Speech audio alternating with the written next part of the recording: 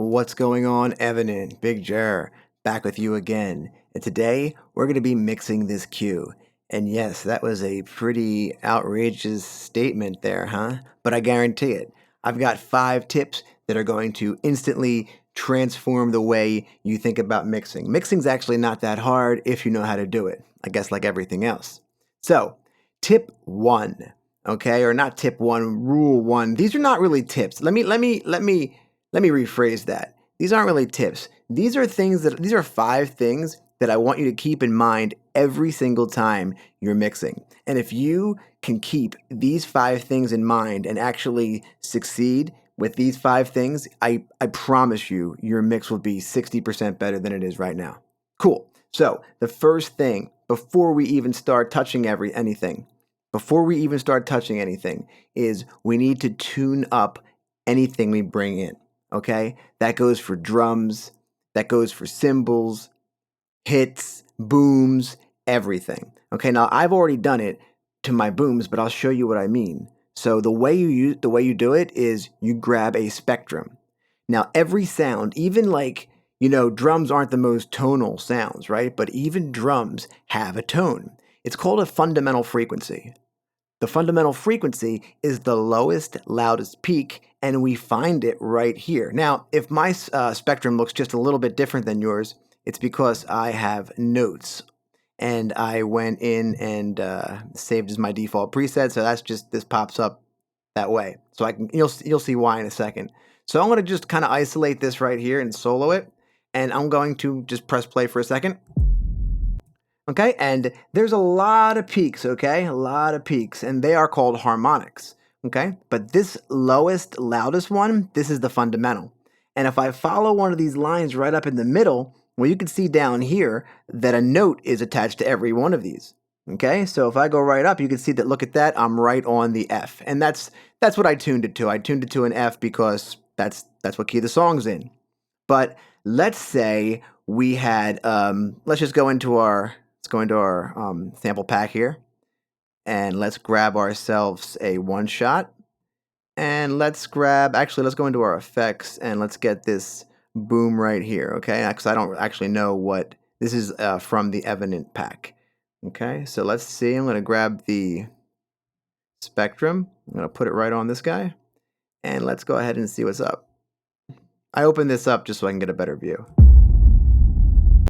Okay, so here we go. Lowest, loudest peak. See, that's a B, right? Cool. So for this song, B wouldn't be the best note to have a boom, right? So if I can't tune it from a B to an F, I mean, I can, but it's a lot of semitones, and that could, anything more than 2 or 3 semitones is going to really change the way the sample sounds. But C is 1/2 step away, and in the key of F, that is the 5th. So that'll work very well. So the way that we fix this pitch is we go into just the regular clip editor here, okay? And we could just put it on like complex since we're doing pitch. And I'm just going to tune it up 1, right? Because, it was on a B and I want to bring it up to a C. And now if we click back on here, we could check it out again. Okay? And we could see that, whoop.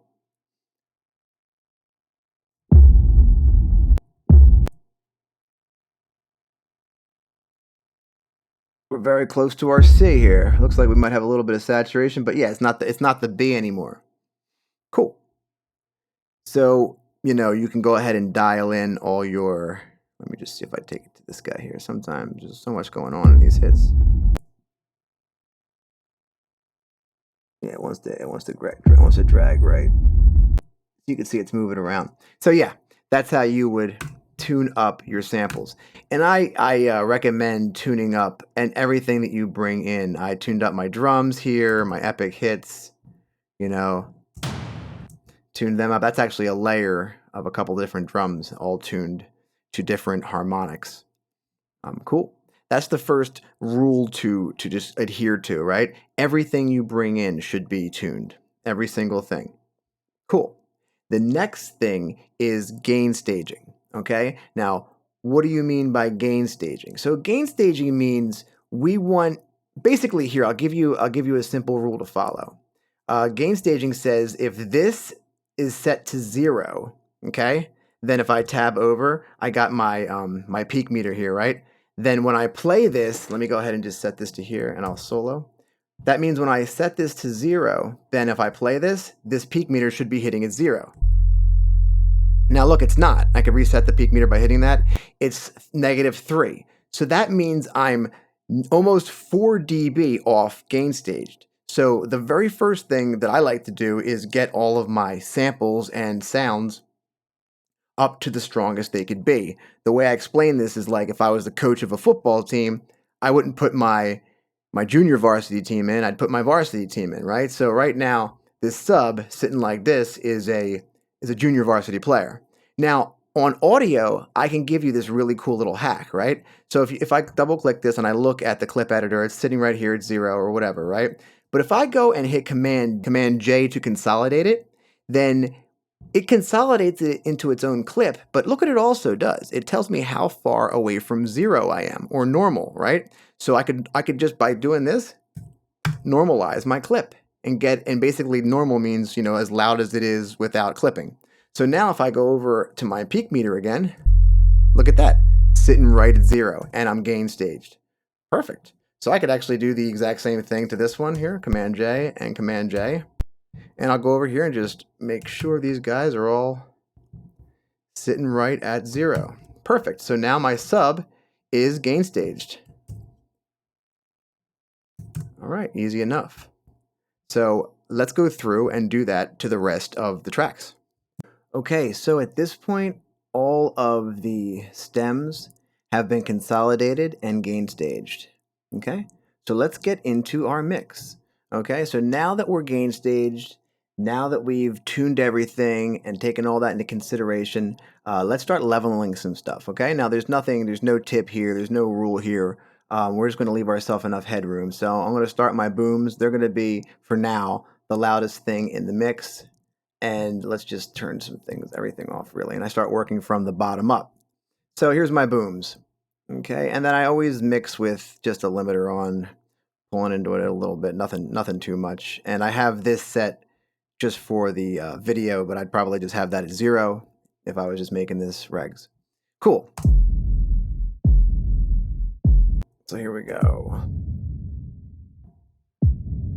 Great. So we got that, so we're going to start right there.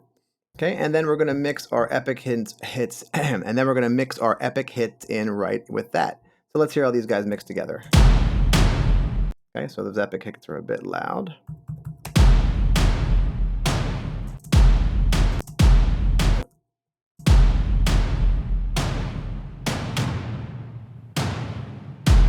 Nice, okay.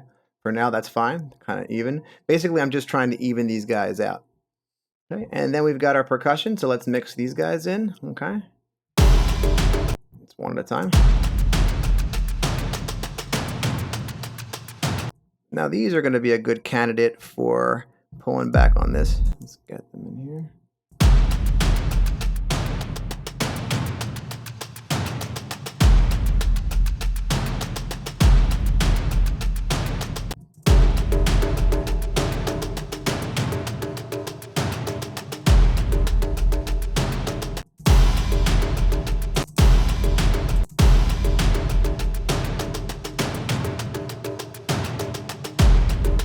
Cool. Probably bring in that low end now, which is wicked loud for sure.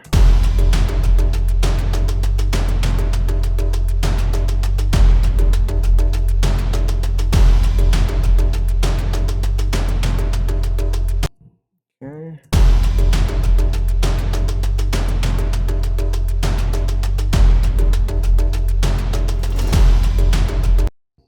And we'll get some more out of them in a second. And let's get some of that with the drone. Perfect.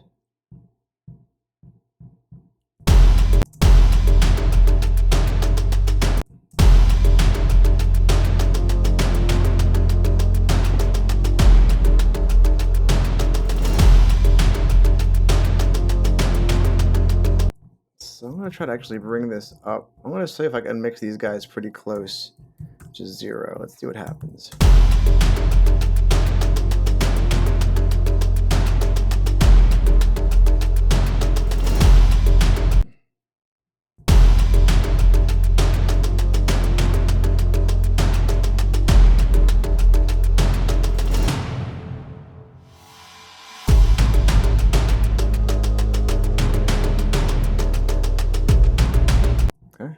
good for now. Let's get this ARP in there.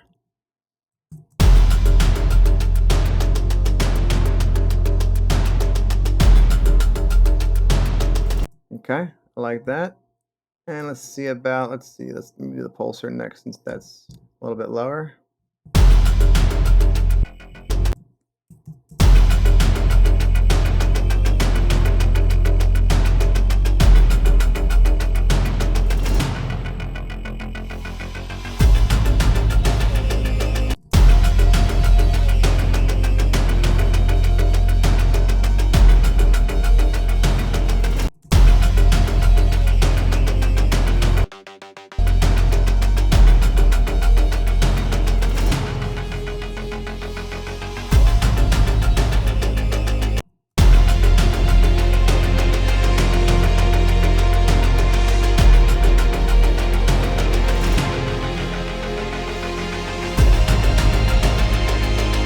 Now I definitely want these to be mixed just a bit louder, so let's try this.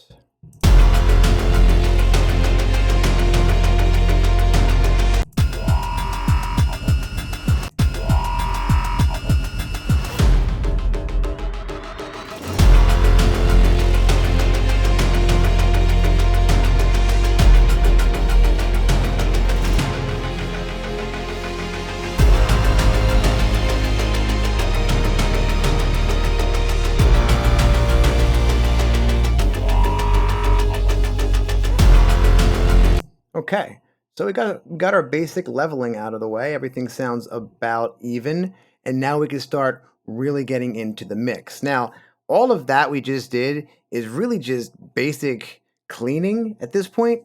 We haven't really done any mixing yet. Okay, that's just making everything squeaky clean and ready to go. And now we are ready to go.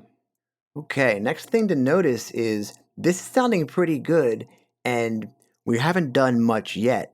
And it has a lot now. Sure, there is absolutely some frequency bleeding, and there are some things being masked by other things, but I think that for the most part, we did a good job picking complementary sounds, whereas everybody's kind of in their own pocket. There might be a little bit of congestion in here, but we'll be able to make that happen. I guess what I'm trying to say is the reason this sounds good with little mixing is because I took the time to pick instruments that complemented each other, and I recommend you do the same when you're choosing your instruments.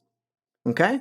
But let's go to our third rule. Now, the third rule says there can only be one sub. Okay? And for that matter, there can only be like one sub frequency. Otherwise, because those waveforms down there are just too big. So we have to kind of pick and choose where we're going to put our sub. Okay? So, for example, this boom has got a big sub in it. So if we just go over here to our EQ8, notice first of all that my EQ8 comes in looking like this. Now that's because this is going to be the rule 3 is always do your low cuts on anything that's not a sub. Okay? So here's what I mean, low cut at 100. Now this would be hard to low cut at 100 because it takes away the whole boom. Okay? So for this guy, we're going to leave him down there. Okay? And we'll be putting these together like puzzle pieces. So this one, we're actually, if we look at it, we hear that there's not a lot of low information like there was in the boom, but if we look at it on the EQ, we see a lot of that low information. Now, this is just taking up room in our mix that, can be used for the sub. And this is one reason that a lot of people say, hey, my sub's not loud. How do I get my sub louder? I lay you bets 9 times out of 10, your sub is plenty loud. It's just there's other stuff in the way. So this is one of those instant fixes. So I recommend actually doing what I've done and just let that cut at 100. Now that might be a little bit high for these epic drums.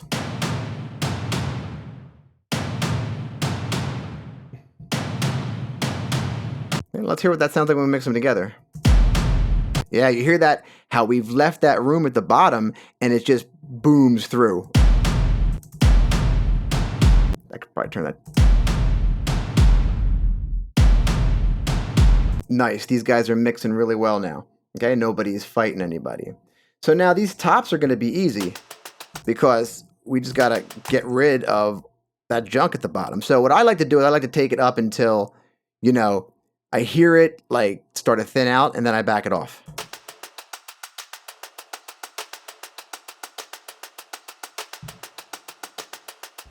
Perfect. Okay, let's start just work our way up. Okay, same thing here.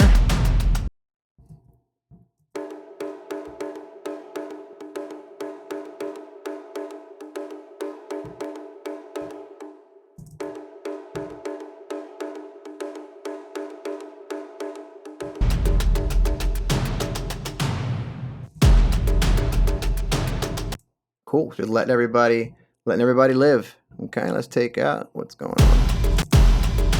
So let's. I don't mind that. That's pretty cool.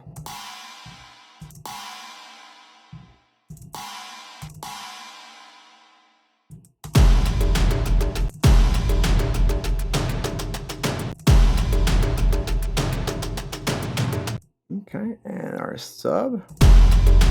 Now we've got some competing things here, don't we? Okay, now this is one of those situations where we're gonna have to think outside the box. So I have some solutions for us, but for now we'll just let this guy ride. I like to take my sub usually up to around 200.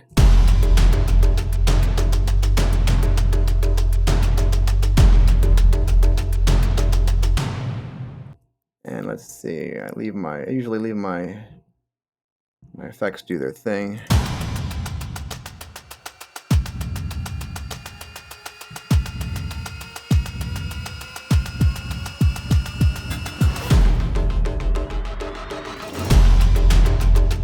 So we'll probably start with the pulsar here. And definitely don't need the lows there.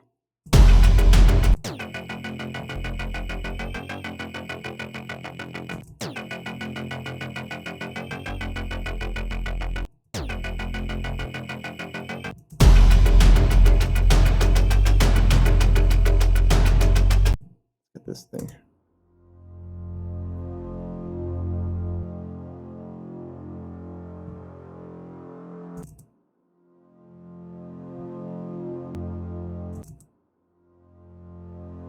This is really just how steep the curve is. I don't like one over the other. I just depending upon the situation.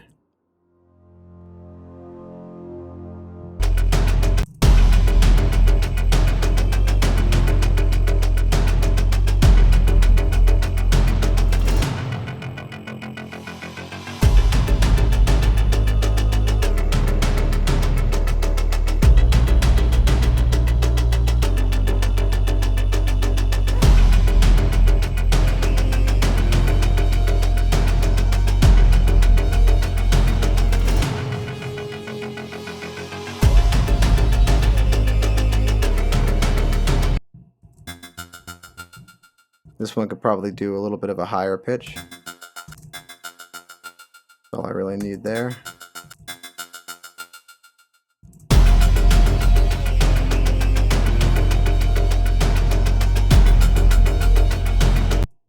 Okay, and this guy.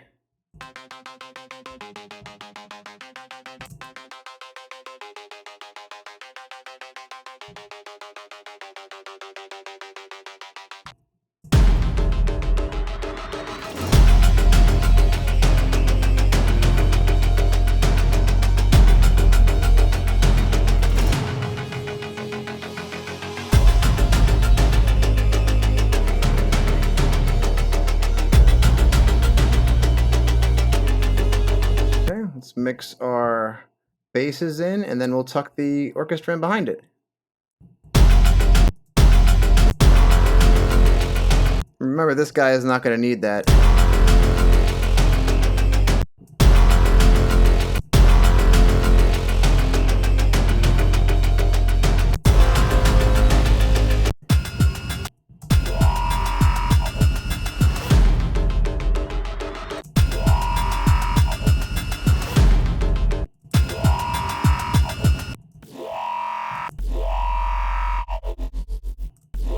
I'm undecided. I'll leave him there for now.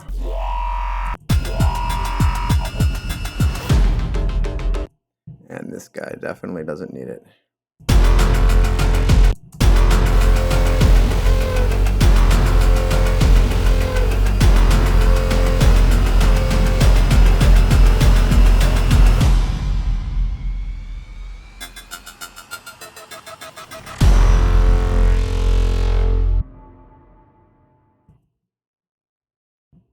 That needs to go a little further, and we'll just tail it.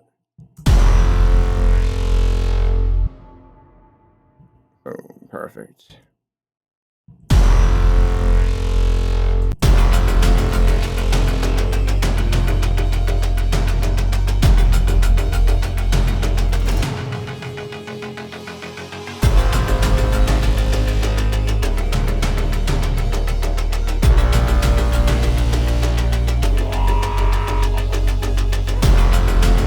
Okay, this is sounding pretty level to me. Let's get the orchestra in.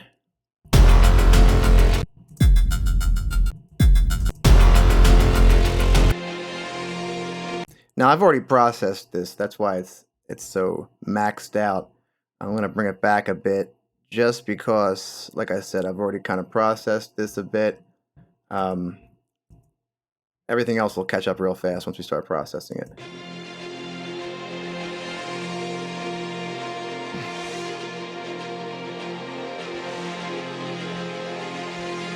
Looks like I'm getting a little clipping.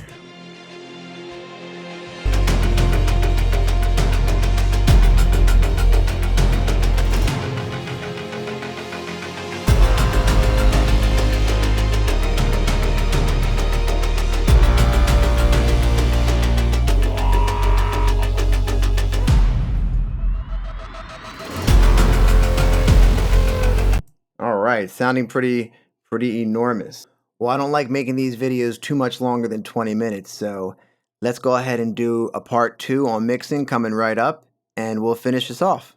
All right, see you soon.